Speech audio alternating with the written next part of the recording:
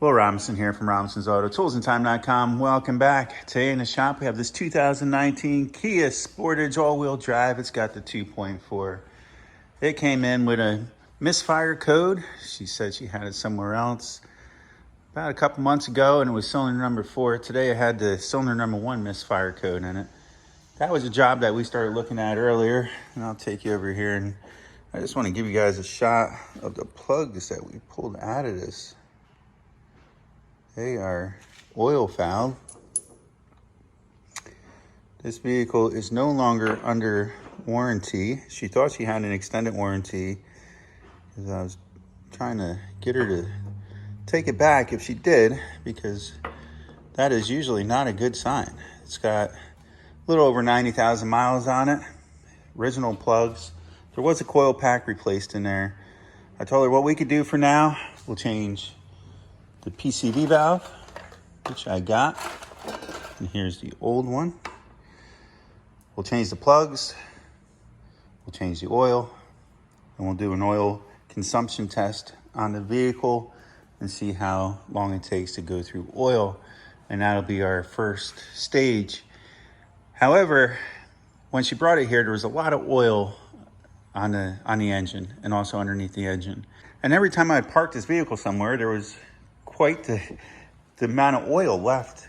This is just sitting here over the weekend. She said that she did accidentally leave the oil cap off one day because she has to keep on adding oil to it. And that's another main complaint. Well, I gunked down the engine. She said she also had this issue inspected by 2 different shops, and they all said that they couldn't find a leak. So I started with the basics and I cleaned down the engine. I removed this cover, which is pretty straightforward. It's just a bunch of retaining 10 millimeters around the perimeter and a couple push clips. I proceeded to clean the rest of the engine, and I let it sit for a little bit. And lo and behold, when you come back here, look what we found.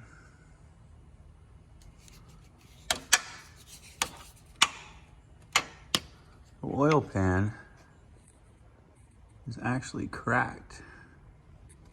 Hopefully you can see that right there, but there's a hairline crack in the oil pan, and you can wipe this off and she just comes back. So I'm thinking someone thought it was the oil plug at one point. They have a new gasket on that. However, that's not gonna fix your problem. So let's jump in there and replace it. All right, first thing I'm gonna do is remove the oil plug. Let that drain out. All right, so now that the oil is drained out of the system, what I'm gonna do is we're gonna have to remove this AC compressor bracket. We're gonna start by removing these 2 bolts on the lower portion of the AC compressor. All right, now if we go underneath, we'll have a series of 12 millimeter retainers. We're gonna zip them out. One here. Okay, keep note of the length. Okay, so these 2 are the same. I'm gonna lay them out the same way I take them out. This one's the same. Same length. And then we have this guy here. Okay, same. All right, I believe that's all of them from the bracket. Yep. Remove that. All right, so we didn't have to remove the bolts 100%. As you see, I just slid them back enough. I thought these were spacers here, but they're on there pretty good. But once I removed 1, 2, 3, 4 bolts, 12 millimeter, we were able to lower that down out of the way. Now I'm going to proceed to remove all the 10 millimeter bolts around the perimeter of the oil pan.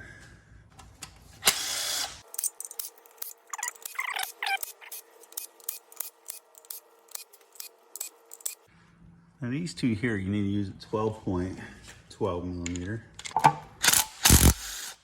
are going to be longer. See?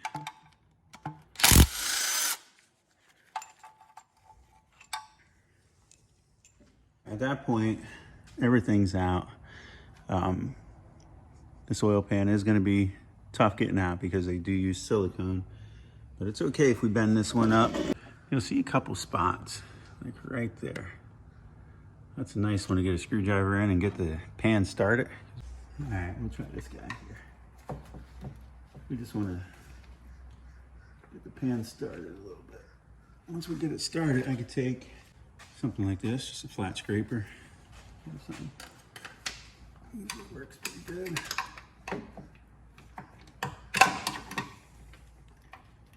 I'll have to get it. This one here, don't ask me. It's been around longer than I have.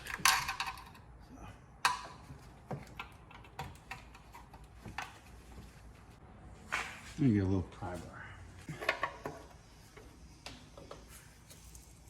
There it goes.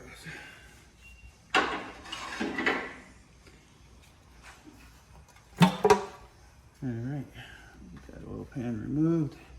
And what I'm gonna do is I'm gonna come in here with a scraper. We're gonna clean this whole perimeter nice and clean. All right guys, just go around, clean the perimeter like we talked about. And then what I do, once I know I'm good, is I'll take and I'll spray down the perimeter and wipe it down with a rag with some brake cleaner. And then I'll take and I'll prep the oil pan, and then I'll come back and I'll clean this one more time just in case any oil ran down from the valleys. Then I took a clean rag with a little bit of brake cleaner on it. We wiped down the perimeter, made sure this oil pan is nice and clean. Next, we're going to take and run a bead of silicone around the inner perimeter. You don't want to get it into the tank, but you just want to run a nice bead around this inner perimeter.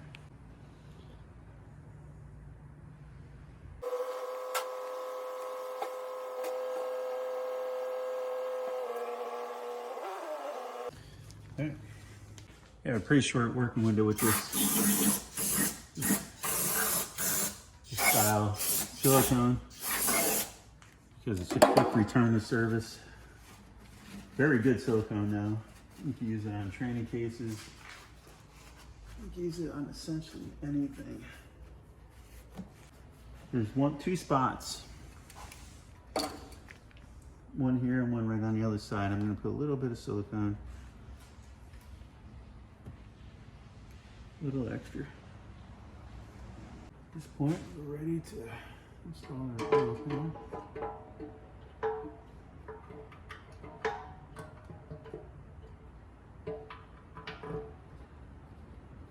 Get everything aligned as good as possible. All right, now we're just getting everything snug up in there. I'm using a speed wrench. You don't want to tighten anything up tight at this point. You just want to run it up until it just touches, and try to do it as even as possible and work your way around. Now we're going to take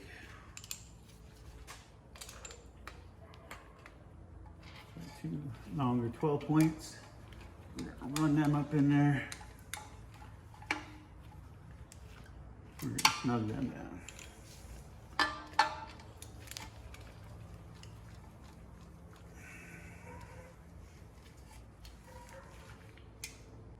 All right, now we're going to get a torque wrench.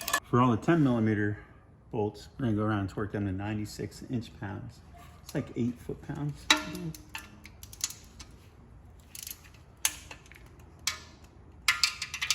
Just going to work my way around it somewhat, just to make sure I'm close to that, which I believe I am. My calibrated elbow gets me pretty close, so we'll just go around it one more time.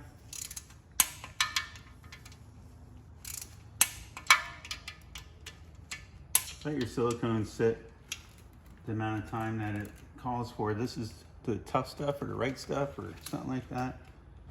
You only have a short period of time to actually work with this stuff.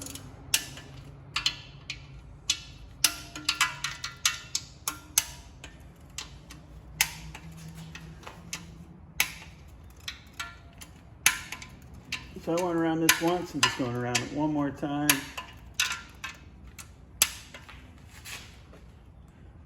We're going to keep the ball rolling. You don't want to take too many breaks.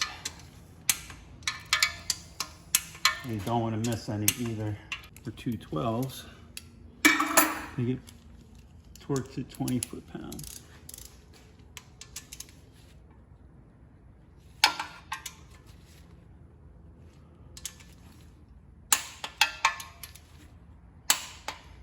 All right, next we're going to take and slide this bracket back up into place. Get them started up.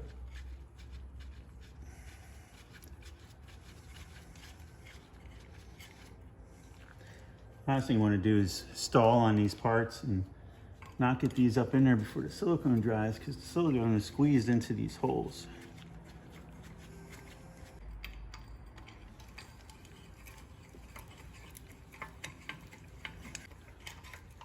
I like to get them in there, but leave this one a little loose, and then get these ones going. And sometimes,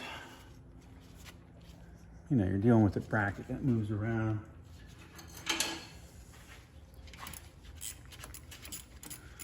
Once you get it in, you get them mostly ran down. I want to tighten these first. I would torque the other ones first.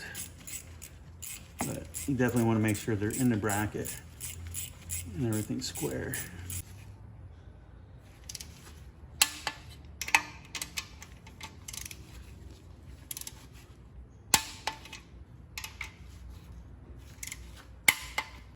I'm just gonna run these down tight.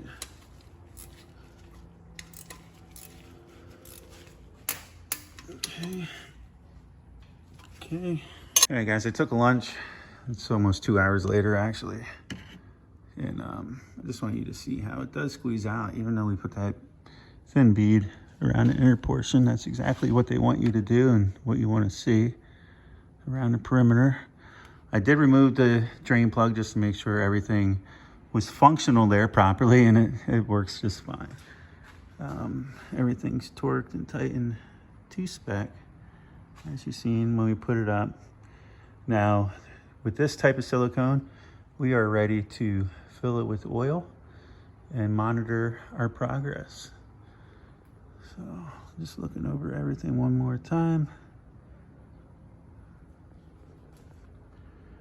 Looks good from my house. All right, guys, we got to start it up for the first time. Just gonna come down here, look everything over.